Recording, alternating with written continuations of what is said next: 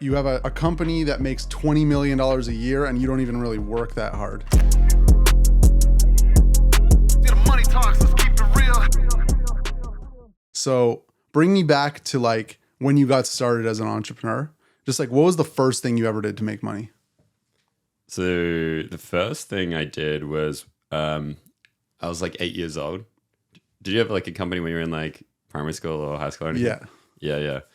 I was one of those kids. And I think, I started drawing these like cartoon characters. Have I told you this story already? No. And basically, it became like a semi-craze at our school where people wanted like the latest poster or comic book and things like that.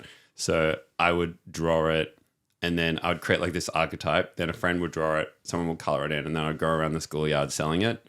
And so I'll sell it for like, I'd pay like the drawer 10 cents, the color in person 5 cents, Wow. and I'd sell it for like 50 cents. Love and I that. made like $30, and I reinvested into like coloring pencils and things like that. This was like grade 1. Yeah, that was like the first thing where I was just kind of, I don't know why I did that, but that just felt really like natural and fun for me. Amazing. I love that. So, okay, do you think there's a lot of those stories like lemonade stands? I had a lot of those. And I always think like, do you think it translates to success directly later in life? I think some people are like naturally an entrepreneur, and some people like become an entrepreneur because they learn about it and they kind of, they're good at an element of it. But I do think, like, if I look at my high school, I used to sell, things on the bus, and I used to sell a newsletter, and I used to, sell CD-ROMs and burnt CD-ROMs and stuff like that.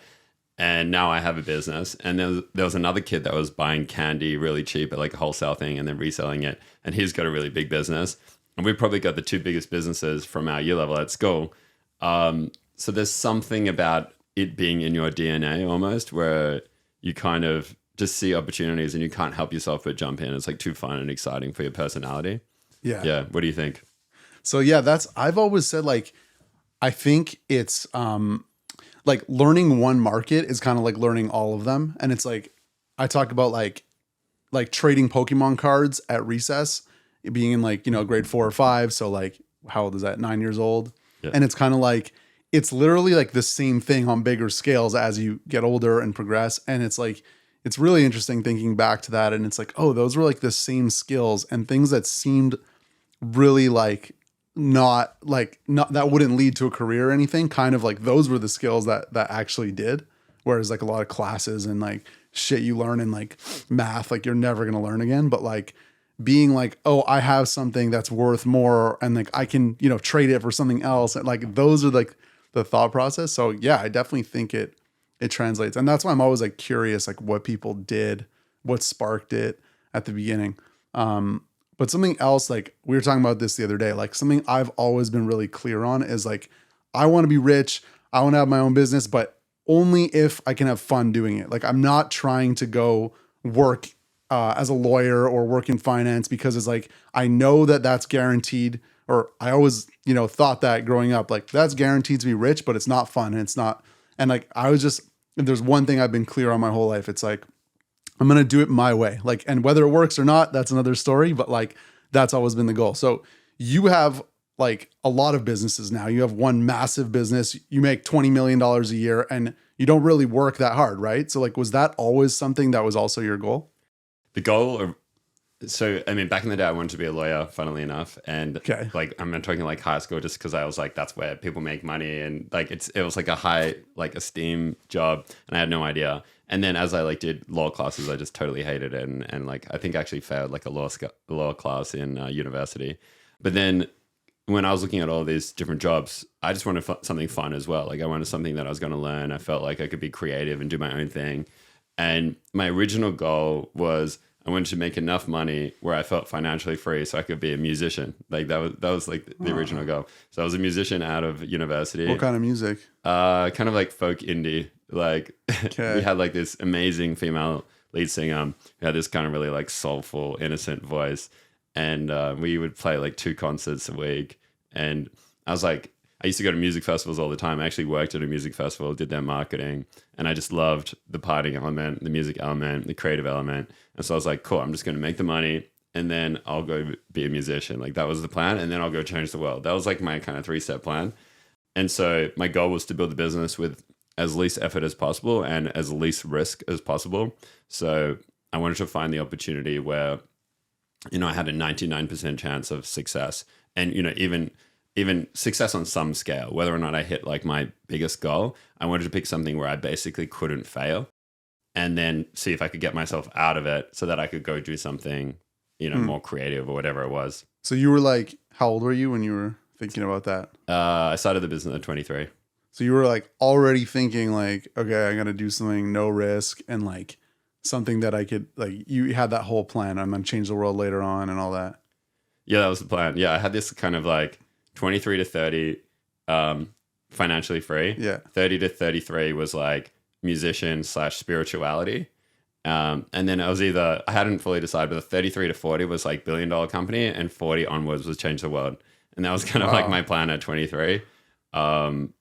I don't know if I felt like COVID threw off my plan a little bit. There's a few other things that threw off the plan, but that was kind of the high level plan for life. Wow. Is the music thing still in the cards?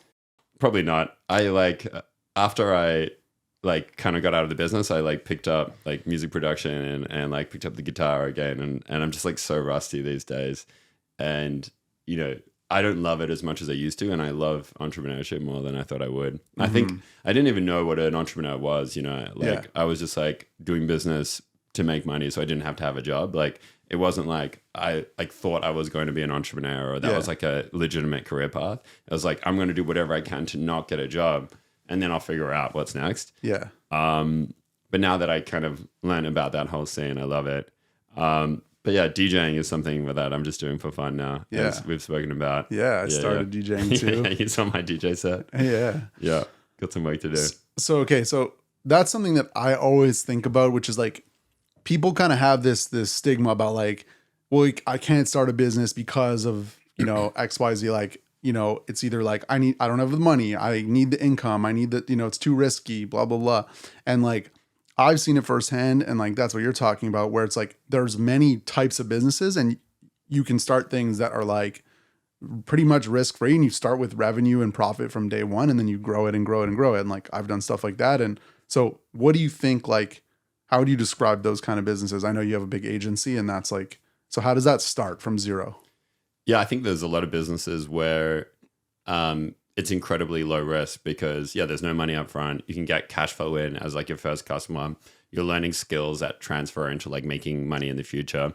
So, let's say you're really good at Japanese, and and then you're like, okay, cool, I can teach someone how to speak Japanese. Okay, cool, I can find more people and I can just put mail drops out, and I can go to like this thing, like, so it doesn't have to take any risk, and each time you get a client, okay, cool, I find other people that can teach people, and if I can get this up to 10 people teaching people, students in high school, now I'm making $3,000-$4,000. Like, there's a million businesses like that where are no risk, that maybe has limited opportunity. And so, but with the agency, it was like, worst case scenario, I get like, 5 clients, 10 clients, and then they all leave me, and I have no cost. I didn't have, I built my first website. Like, I learned to code. It's terrible. And then, I don't know, like, what was my expenses? I didn't have an office. I didn't have anything. So I kind of couldn't lose. And there's a lot of businesses like that are great first businesses to get cash in, and then you can start to kind of play around with what's next for you. Yeah. I think it's really interesting, like, building businesses around skills, like you're talking about. Like, I taught tennis for a lot of years, and I never like treated that like a business. Like, but I had clients on my own some years where I wasn't like working for a club, and it was like, it is a business, right? It's like you charge X an hour. As you get more experience, you can raise that. And if you have, then, I could hire someone younger and be like, hey, I have clients for you. And obviously some things are tough because, like, let's say teaching tennis, like, a lot of the clients want me, and that's why they hire me. So it's hard to be like, yeah, I'm going to like pawn you off to someone else. But yeah, like this guy I worked for when I was like 18, 19, he ran a bunch of courts, and he would do exactly that. He had like 4 or 5 lessons going at the same time. I think at the time was like $50 an hour or something, which is cheap now, so he was making a few hundred an hour, and he was like paying us like 20 or 25 or something. And taking no risk. Like, yeah. And he's just there referrals and everything. Standing on the side, smiling, making a few hundred an hour. And like, So like there's so many ways, which I find even though like the huge tech companies that we all hear about like are really interesting, I find a lot of this stuff like really inaccessible to the average person, and that's like a big block for entrepreneurship. Whereas like the stuff we're talking about is like anyone could do, 100%. Like I actually had, did I tell you about my poker coaching business? no, Do I know you played poker, Yeah. but So like my first good income was playing poker. And I did that from like 17 to 23. And I just like studied the game, learn it. I could make $50 an hour grinding cash games. But then I realized like there's variance and there's all that emotional up and down kind of, I wasn't loving that. So there's a biggest poker forum. So I just posted saying, hey, I'm doing coaching. I think it was like $100 to put up the job ad. And I said like, first lesson is free and only pay if you like it. Got it, like a ton of people that signed up. It was like $60 a lesson. So it's slightly better than my hourly rate.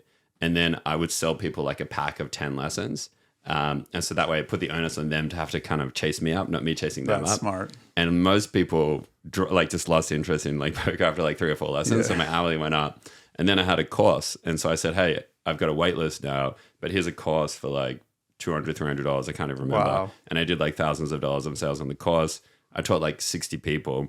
And at a certain point, I could have taken my best student and just said, hey, cool, you can teach people now. I've got enough leads coming through, and I just want $20 an hour for everyone that you teach, but I'll like flow on those people through to you. And so that's another example of like, I took the risk of $100 or something like that when I posted up that job ad, and I didn't know if it was going to work out. And I had like a good offer as well. But it was good cash. Like, yeah, sometimes I'd wake up at like 3 a.m. and teach someone in like Korea or something random. But it was fun. It was super fun for me. And I was learning to get better at the thing that I liked as well. Like if you're into tennis and like you want to play anyway, and this is going to make you a better tennis player, and you get to make cash. And then if you want to scale it into something low risk and kind of break out of the rat race so that you can start to do the next thing. Yeah. No, it was like those kind of jobs. I mean, tennis, for example, like kept me in shape for a lot of years. It was like I was outside. It was nice. But yeah, I never thought of that particularly as a business, but I should have, because like that kind of thing, exactly that, where it's like, oh, I'm trading my time for money, and then I'm not trading my time, and then I'm, have someone else, and then you just keep building. It's pretty cool. What do you think new things are that you've seen now?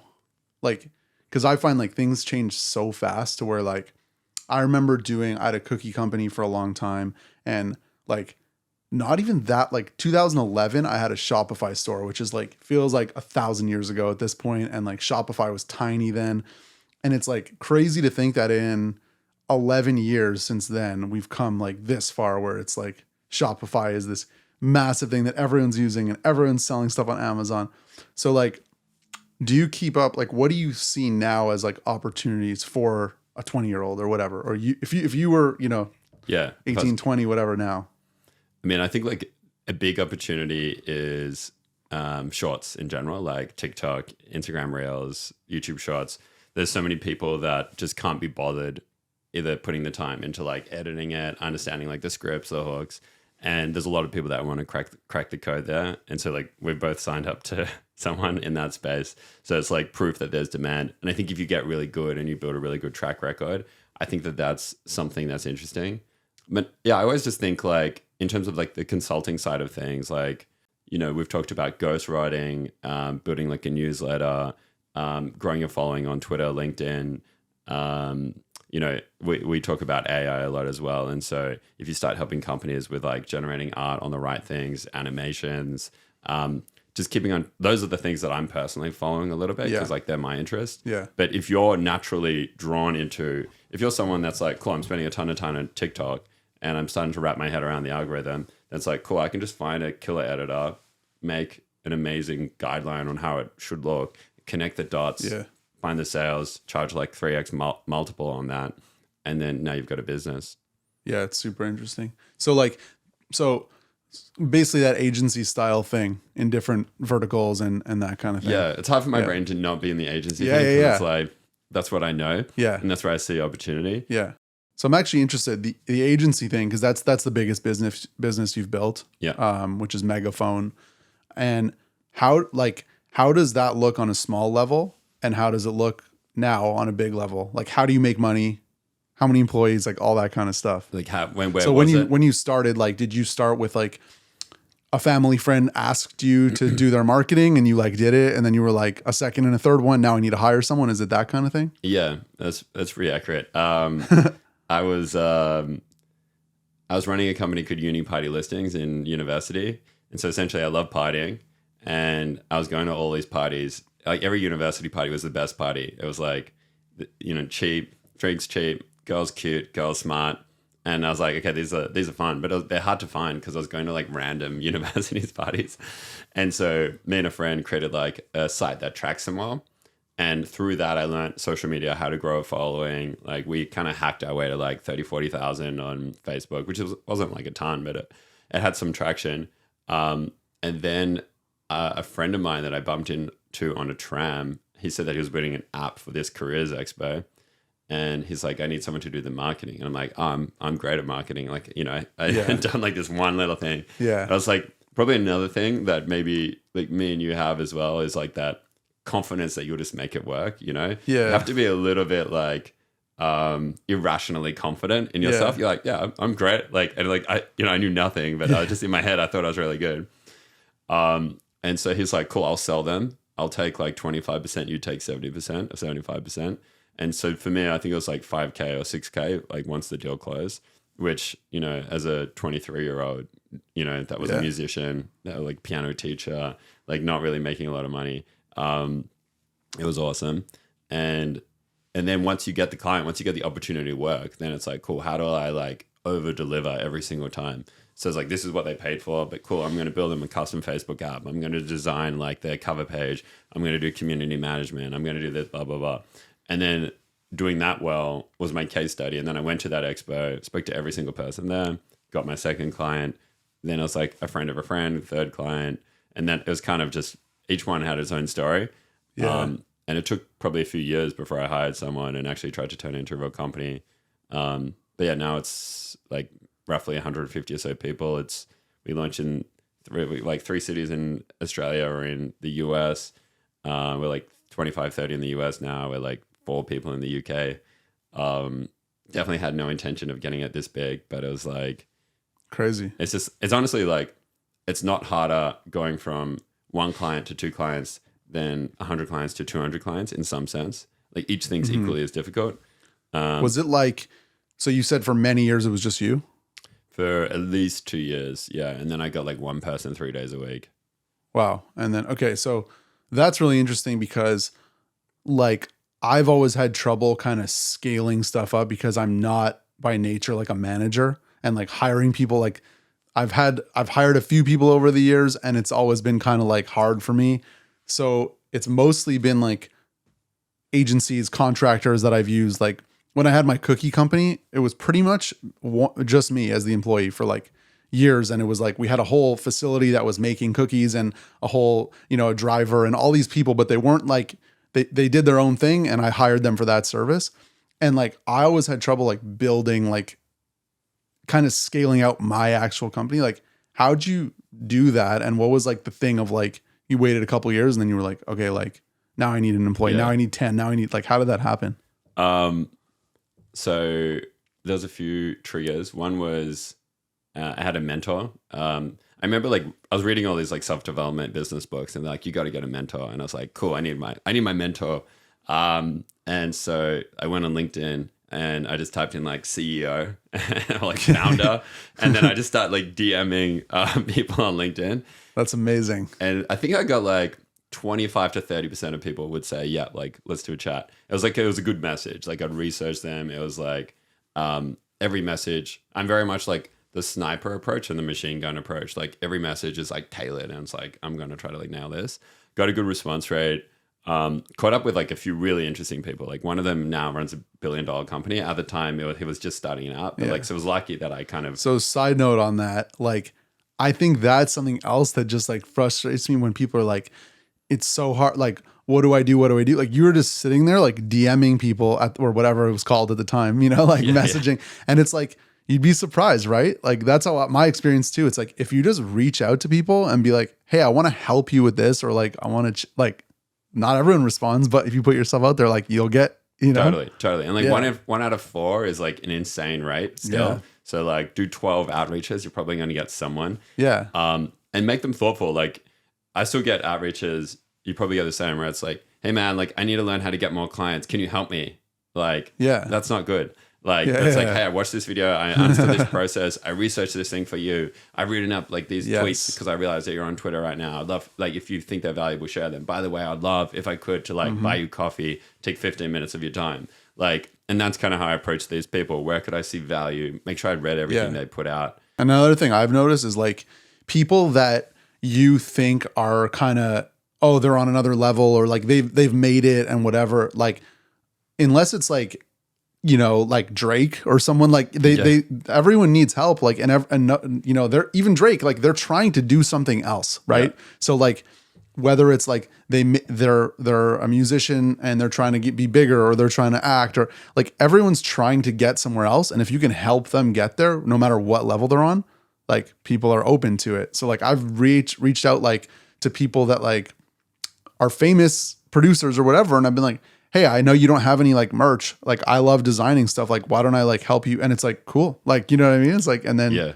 that's how you kind of make connections and try stuff. And it's like, totally. And, you know, and I also think that there's like this kind of hidden group of people where they're like E-list famous, but they're A-list successful. You know what I mean? Yes. And so people like to go for A-list famous, D-list successful. Yeah. So like the information isn't as good and they're really hard to reach and they're getting a lot of DMs. Yeah. It's like so the wrong way to think about it as well. Yeah. And so if you find like if you try to reach out to, you know, Mark Zuckerberg or Elon Musk, like they're just too famous. But you could find like a tech company worth $1 billion that no one knows about and they might actually be open to mentoring you. They're probably still busy, but no one no one knows about them necessarily. Like there's these hidden companies and they're like sometimes even smarter than like some of the more well-known people. Yeah. You recently did a mega viral thread on Twitter about this guy, Brian Johnson, who's kind of in that category, right? Yeah. Where he's like super interesting. And so how'd you find him initially? Andrew Wilkinson. So Okay. I listened to My First Million podcast. Yeah. They were interviewing this guy, Andrew Wilkinson, billionaire. He's like the Berkshire Hathaway of internet companies. Yep. Super smart guy, 36-year-old. Love Andrew. Yeah, killing it. And I was really inspired by what he was doing because I was like, man, this guy gets to run like 40 companies and he's working like 3 hours a day. I was like, and he's just like incubating ideas. So I wrote this like, you know, I listened to every single podcast that he'd been on. Like, I think I was like 27 in the end. I wrote this like really decent, not like excellent, but decent email. It took me like 3 minutes to write at that point, but because I knew a lot about him. And then he just said like, hey man, I don't really do Zoom calls, but it sounds like you're working some cool stuff. If you're ever in Canada, like let's do lunch. So I was like, cool, I'm in Canada whenever you're free for lunch, like let's do this. And so anyway, we were hanging out. And then he's like, you should really check out this guy, Brian Johnson. So I wrote a note, Brian Johnson. And then I Googled him later, couldn't find him. Like he was like incognito. And I went back to my notes a couple of times and I was like, who's this Brian Johnson guy? Found out about him. You know, he sold Venmo and Braintree for $800 million. Now he's spending millions of dollars on his health. Super interesting guy. Yeah, and exactly like that tweet, he was kind of a little undiscovered. And so that went crazy viral. And then he ended up reaching out as well. That's awesome. Like, I think another thing I've heard over the years too, and it's like, it's really stuck with me is kind of like, instead of trying to, you know, make friends with Elon, like look in your circle. Like people ignore the people right around them that they've like grown up with and whatever, because it's kind of like, oh, they're just, you know, you're just Max, whatever. Like we hang out, you know, but like you can find those people in your circle and around you that are like accessible and that are inspiring. And like, instead of trying to like cold email Elon Musk for 5 years, like it's going to be very hard to reach because he's so public and everybody is trying to do that. And I think that's like really interesting. Like a lot of people I've met over the years, a lot of people I've known forever, kind of like seeing what they're doing. That's really cool, inspiring, unique, and like learning from those people. And then you come up together, you know? Yeah. 100%. It's like, and then you become that. And then, you know, and then like it's different generations. And that's like, I think a good lesson for people too. Like that's something that stuck with me. Totally. Yeah. You know, another thing as well is like if you're doing a cookie company, like people go, cool, let me find another person running a cookie company. But instead, like find someone running like, you know, a chocolate bar company, because you're in the same category, but you're not competing. Yeah. And so like people that are like directly competing with me, they're like, cool, what's your like lead generation channel? Yeah. So that I can like rip off exactly what you're doing and make your cost You're like, acquire fuck customers. off. Like, Yeah, it's like I get why I would be valuable for you, but it's like if you're like selling app development or you're like, you know, TikTok influencer management, cool, now we're not competing. Now you can actually pass people my way, actually offer me value. So if I actually help you get customers, like we could actually win together. Yeah. It does make more sense. So like one of my mentors was like a really high-end web development company. And so I was like, how's he getting, you know, Virgin and, you know, like these big telecommunication companies as clients? And he's open to sharing because I'm not doing app development, you know, so he'll teach me his playbook. That makes sense. That's a good one. So you've had a YouTube channel for a long time, like 100,000 subscribers or something. So first of all, do you make money off YouTube? Negligible. Okay. So is that is that because like the algorithm now doesn't, or did you ever make money from it? I mean, I've lost money on it because of like the cost that I put into the production, but the revenue side was, you know, at its peak, $200 a month or something like that. And then I was selling sponsorship for videos, and they would be like $1,500 a video or something, maybe like that, maybe like 2K at its peak. Okay. But yeah, it was never. I kind of didn't intend to make money from it. Right. Like, That wasn't the point of it. Yeah. What do you think? So a big part of your channel was like learning skills, right? And like documenting that and doing challenges and that kind of stuff. Do you think that was like a forcing function? Like having the channel and making the content was like forced you to like learn things every year? 100%. Yeah. So, I mean, I was always like a serial learner. Like, I was, you know, like when yo-yos were a thing, like I competed in yo-yos and then, like, you know, I was like Super Smash Bros. Super Smash Bros. Top 20 in Australia, Super Smash Bros. So like, I just like, that's kind of like my brain where it's just like, I find something, I'm like, this is cool. And then I'm like, you keep unlocking new mysteries of that thing. You're like, oh, what if I do it like that? And so that's just like fun for me. That's play for me.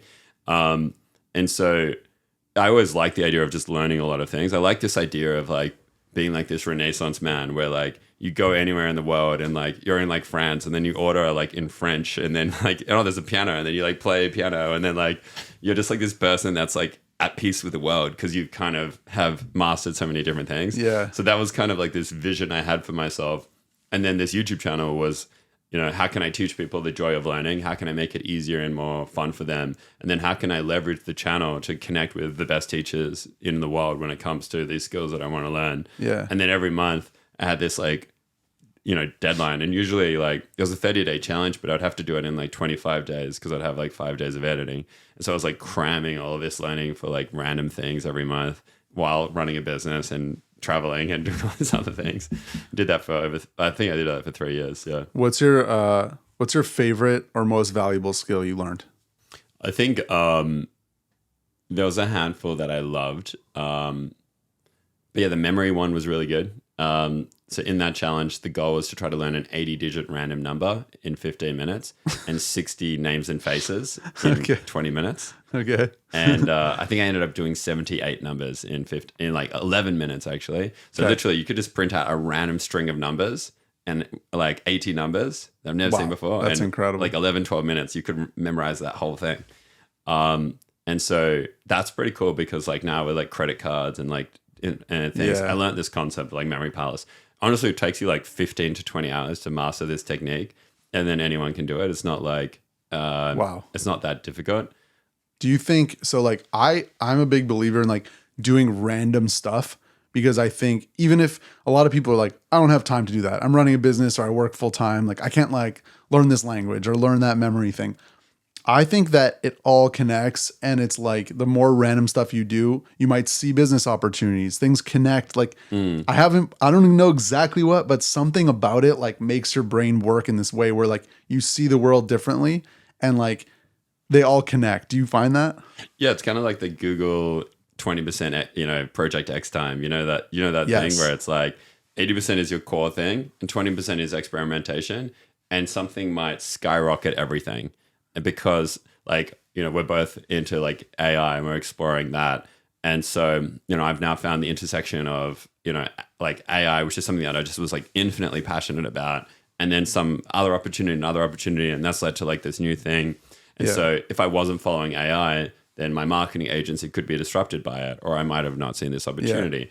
Let's talk about AI actually, because so you just started a new company, Storytimes. So talk about it. I mean, I think it's AI stuff is like the coolest thing right now. I'm just like completely amazed by it. Every time we get together, we're like, yo, check this out. Look at this tool. Like it's just like, and it's so exponential that like every week there's something new. Like I can't even imagine in a year and 5 years, like what it's Yeah, going it's to be. insane. So like you're doing something really cool. If you want to Yeah, so introduce it. actually when me and my girlfriend met, she kind of painted this like really epic idea where she has this mission of making storytelling inclusive, and she feels like stories is one of the most impactful things that humans have in terms of changing behavior. And so but part of the issues with the stories that we see on TV and movies is A, they kind of have limited amount of like values that they can teach, and B, they're not necessarily inclusive. If you're someone with a disability and you're of a different ethnicity, might not be able to see representation of yourself in stories, so therefore you might not find it as motivating. So imagine if there was this company where you can, as a parent, say, hey, I'd love to teach my child about entrepreneurship and integrity, and and they look like this, and and then with click of a button, we're not quite there yet, the story is generated. So that's kind of like this long-term vision and mission of this company.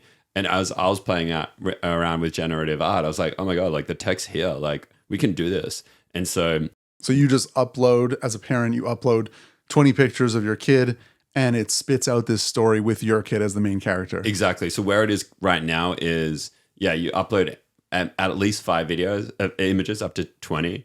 And then we generate like 150 images on the back end. And then we have a team that like selects the right images, and then we build this book for you. And now your child becomes the hero. And so we've created storybooks for people of all different ethnicities, ages, glasses, no glasses, and they're all becoming, the superstar in this book, where they become a rock star and they become an astronaut, and they're these beautiful illustrations.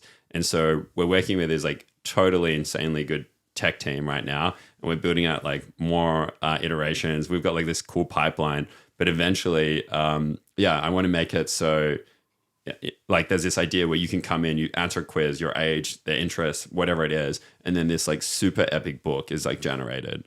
So sick. Wow. Okay. So like AI is just taking over. Like pretty soon we won't be recording podcasts. Like what's the point of us at all? Just download us and like, say, cool, have a conversation around AI. And the thing I saw this week where it's literally like you like speak to the computer and you're like, hey, code me this app or website. It's like, that's like such a high level skill is coding, and people get paid like $1 million a year to be an engineer. And it's like, that is just replaced. It's crazy. Yeah. Like, what are people going to be doing in 20 years? Yeah. I think it's so epic that instead of like needing to learn the skill, every single person becomes a creator and a creative. Yeah. So, the best artist in the world might not know how to paint or draw, and the best musician might not know how to play an instrument, but they have the musical knowledge or ideas in their head. They've never been able to, maybe their circumstances of life have never allowed them the time to learn the guitar because they're born into like this really hard life, and, they've had to work really hard and support their family, but maybe they're this musical genius. And now just with natural language, they can actually translate their ideas into music or art or animation or stories, or websites or technology. Eventually, I think that the world, or like everyone becomes a creator, and so the amount of like ideas and iterations that we can generate as like a civilization becomes exponential. And so to me, that's just like so exciting.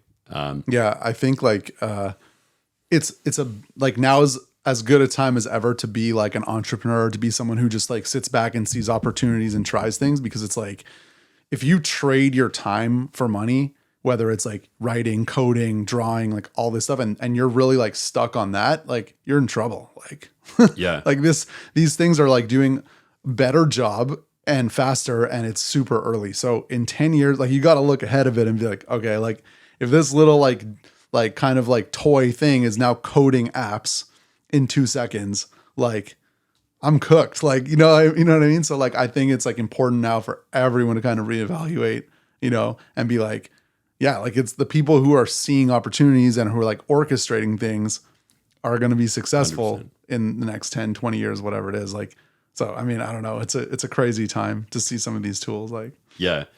I was thinking like, it's also like that evolution of like, if you're also angry about it, then you're like the horse breeder that's like not accepting the car. You know what I mean? Yep. And so you're like, no, like I've got all these horses. Like, let's try to stop this, you know? Or yeah, you can say, taxi cool. driver, Exactly. Uber, Taxi like, drive to Uber.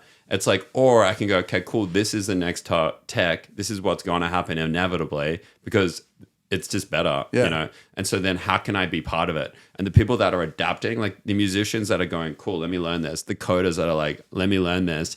They're actually going to be even more valuable Yeah. because it is still hard to wield like the AI. It's going to be always changing and to be up to the latest, you know, date of everything. So there's massive opportunity for all these people that are going to become, you know, like behind if they don't evolve. yeah. No, it's like always we think like, oh my God, the world's ending, you know, but it's always in hindsight. Like now it's like, oh, like Uber was inevitable. Like Uber's incredible. Like no one would want a world without Uber except taxi drivers because they're just defensive about like, this is how I make my money. But yeah, exactly. Instead of panicking, it's like, oh, like, you know, I can drive Uber now. I can drive Lyft. I can do more drives without doing less. Maybe I can make more money, you know, like get a fleet of cars, like whatever it is. It's like just being romantic about what made you successful in the past is like the best way to not be successful going forward. I've learned that firsthand, right? It's like things change. Like, you know, I remember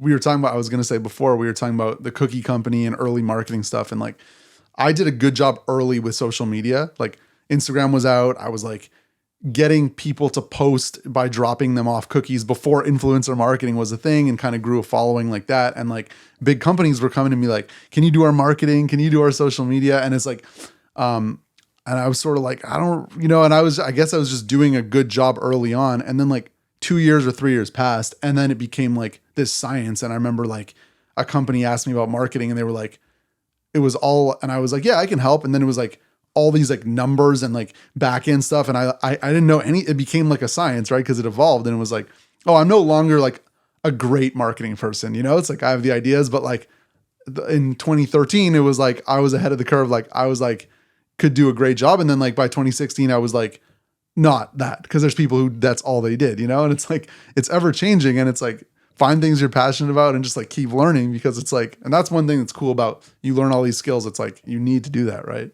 Yeah. 100%. Yeah. Is that part of, so like you told me this framework once where we're like, you have to think about like your first business or whatever is to serve X purpose. The second one is for this, the third. And like, that was really interesting because that's something like sometimes I have trouble. And I've heard people also say like, it's hard to like get away from, okay, this is what made me successful. I'm going to do more of that. Or like, well, it has to make money. And so like, you want to talk about that a little? Like your first business was to be free and yeah. I mean, so there's no right playbook, but yeah. So for me, the way that I thought about it is business one, you want to optimize for low risk, breaking, like this is for me, low risk, breaking from the matrix. So like being financially free. And then also skill acquisition. And so if you can solve those three things from your first business, then you'll have time because you'll have enough income coming in to support your lifestyle and you'll have the skill set to kind of do what you want to do next. And then if you want to have a luxurious life and you want to fly private and if you want to live in a great house and whatever else, then maybe the next business is like a scaling business. So then you think about like opportunities, but now you have actually a vantage point of understanding what opportunities looks like. Because at 23 and even like 29, I'm 33 now. And even though I had done the marketing for hundreds of businesses, I still didn't properly understand like what good opportunities were, what good economics were, what product market fit is. And I feel like I've like learned a lot over the last few years. And I've been humbled by the fact that I was like, you know, the amount of things that I've failed as well, where I just thought, cool, I'm a good marketer. Give me a product, I'll sell it. And then I was like, no, actually people need to want the product and the economics have to be good, of course. And so really understanding that. And then if you want to bring that into the second business, and then to me, like, you know, the ultimate goal, pioneer of like entrepreneurship is to like serve your highest value. And so like, if you're like a mission driven person or you want to kind of change the world or whatever it is, then that's going to give you the most energy for the longest period of time. Because eventually the value of $1 is going to become diminished. and eventually your wildest luxurious dreams are going to be met, and you're not going to be fulfilled by like constantly creating more unless there's something internally that's like driving that for you. Yeah. But if there's a mission behind it, then that mission can have more motivation for a longer period of time. And so for me, that's, but some people start mission. I've got friends that their first business is mission driven, and those people are going to be like total killers.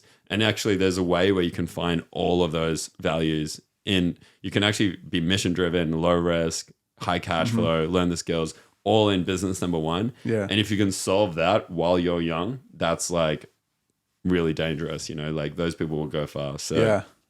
No, I don't know. If there's one thing I've learned, is that there's no rules and there's no, like, that's the craziest thing. It's everyone's always trying to give advice and give like, this is how you do. And it's like, people just are reflecting on their own experiences, failures, successes. And it's like, there's literally a million ways to do it. But I really like what you talked about, because I think that is one thing where a lot of people fail because they're not just doing the simple thing of like, let me make money, reinvest, make more money, like those simple businesses that are, because I remember growing up and all you hear is like 99% of businesses fail. And like, they try and put these ideas in your head of like, you're a statistic, like 99% are going to fail. And like, you try this, you have but it's not like that, because like that, like an agency business, like by definition, you didn't fail. You have a customer that's paying you to do something. That's a successful business, So I think that's super interesting. Anything else that's like on your mind that you're like, that I'm reflecting on, or like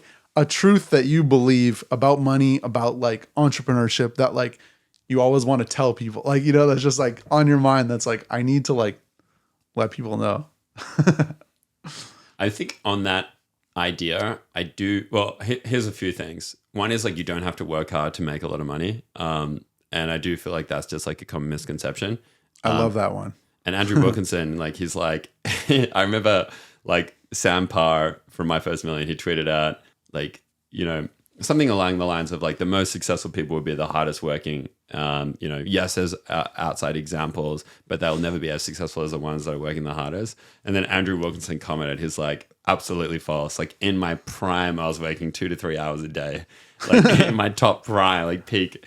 And I love that. And so it makes sense that you don't have to work really hard. Like, let's say if you're building the next Tesla, if you can find the next Elon Musk and raise the money and let them go, and you own 50% of the company, if you pull together the pieces, then you could have 50% of the next biggest company in the world. So by definition, obviously you don't have to work hard if you can like pull together the right pieces. And there's a lot of creative ways to pull together the right pieces.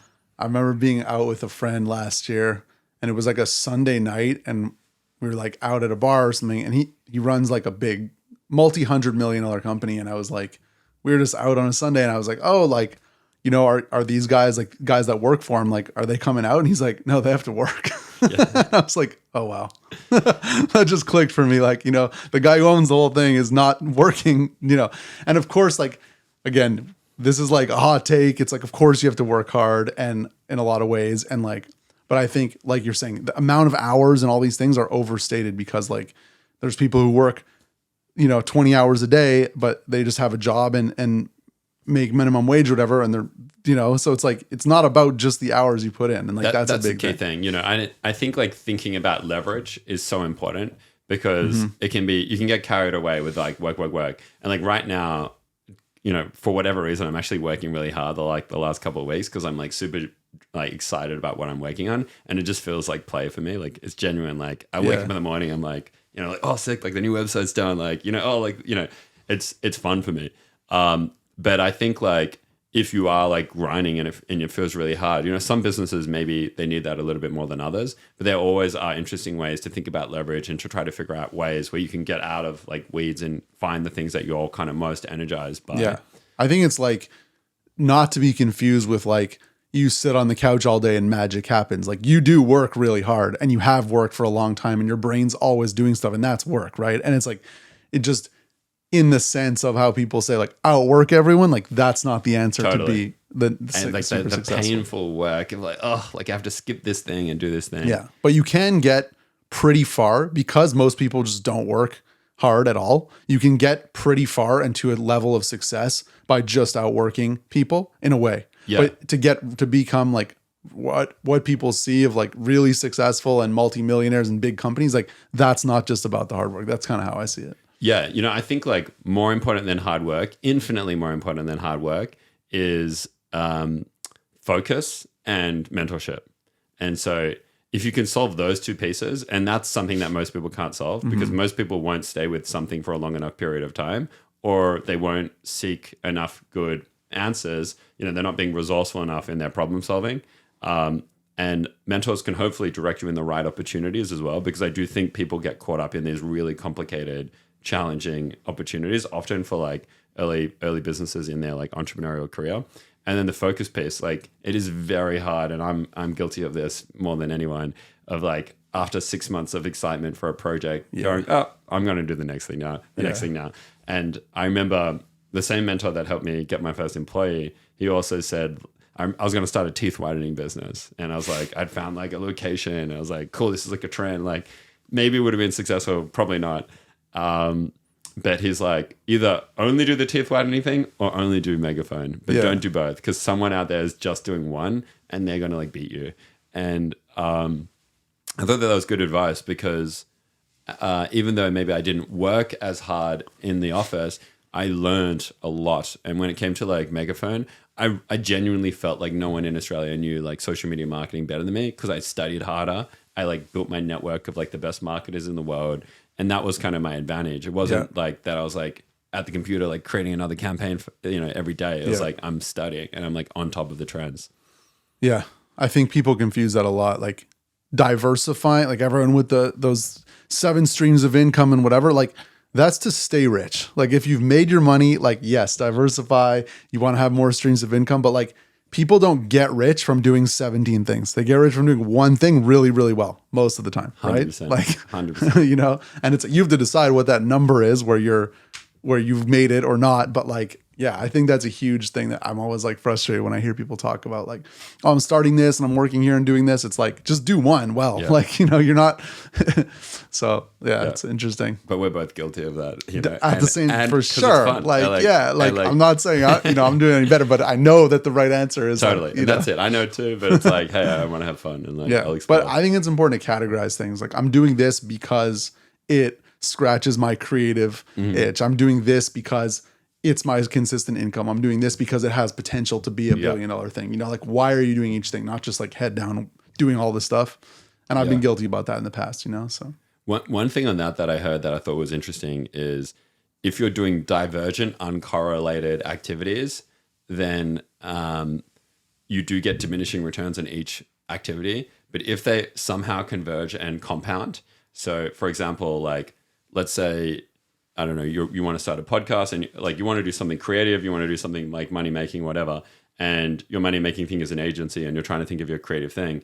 If your creative thing can align to like building a personal brand for the agency, the creative thing is coming up, like playing around with AI art, and maybe that will become a product in your agency. So you might have multiple creative interests. You might want to be, I don't know, like you might want to be really into sewing, but like if you go, cool, I have multiple creative interests, but the sewing thing doesn't actually compound, but this AI art thing does compound, then you can kind of make sure everything actually comes together at a certain point. And I do think entrepreneurs that solve multiple things that compound together can actually go even further than the people that focus too much. Yeah. Yeah, that's a good lesson for sure. All right. I think that was a good little first episode. Let's go. Money Talks. I learned some things. I have some things to think about. That was a good convo. All right. Let's wrap it. Thanks for having me. Oh, wait. If you want to find Max, want to give your social media, plug your social medias? Yeah, Max Hertan on Twitter, Max Hertan, Max.Hertan on Instagram. I've got 2. Oh, yeah. Follow both if you're a real fan. Yeah, exactly. All right, cool. Thanks, Max. All right. Yeah.